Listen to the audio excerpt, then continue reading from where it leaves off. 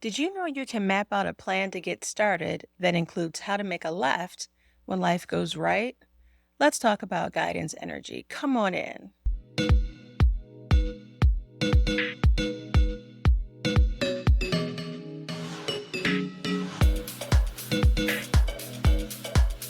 Welcome back into the Learn, Love, Live You series. I hope you're enjoying your growth so far. And before I forget, make sure to subscribe and like the channel so you get notified when new videos come out.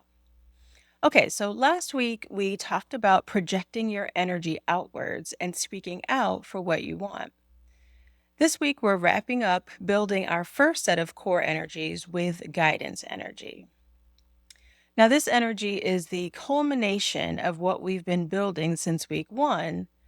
In combining these energies, it allows us to start building structures around how we want to grow our life. Now, this is where we start building the foundation of what we want to focus on moving forward. What I love about this energy is we really start using that connection to intuition that we worked on in week two to help steer the actions that we're making now. There's a focus on structure at this point and reflecting on what we've said we want to change.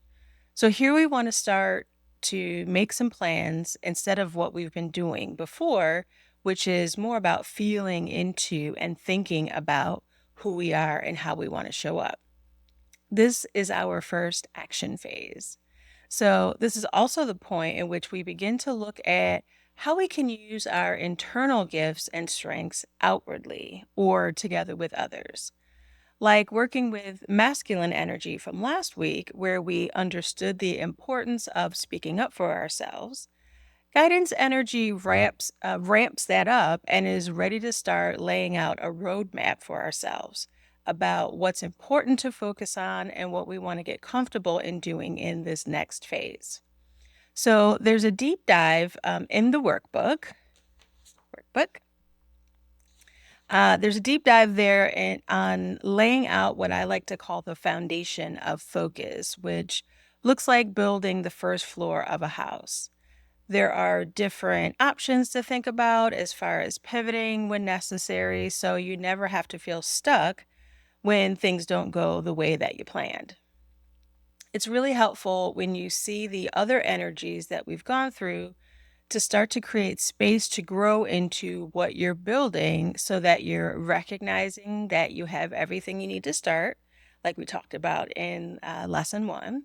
You're listening to yourself or intuition, which is always going to encourage you, which we learned about in lesson two.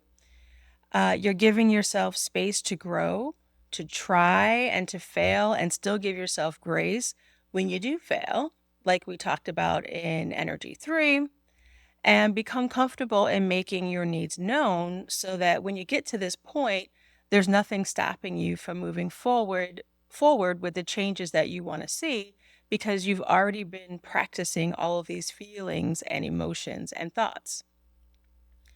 So that's it for the building our core with these initial energies. Now, I will remind you that it's really important if you're not feeling comfortable with these first five energies that to spend more time practicing because these are really the foundational core components that are going to support you when you're moving forward. So if there's any energy that we've gone through that you still have questions about or you've been practicing and still don't feel super comfortable with them, I definitely say go back, do a little more practice, ask questions if you need some help or some support, but really make sure that you are feeling grounded in, how you're feeling, the things that you're thinking about and focusing on, and that you are now starting to lay out that roadmap for yourself that you'll see in the workbook.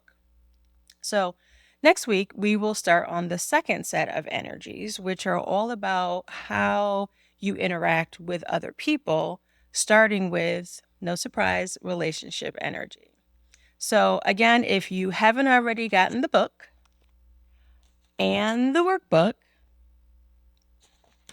I'm going to encourage you to get both of those things because it's really going to help you to move forward in this process of learning and loving yourself and starting to map out what your projection is for your growth. So definitely make sure that you get both of those things.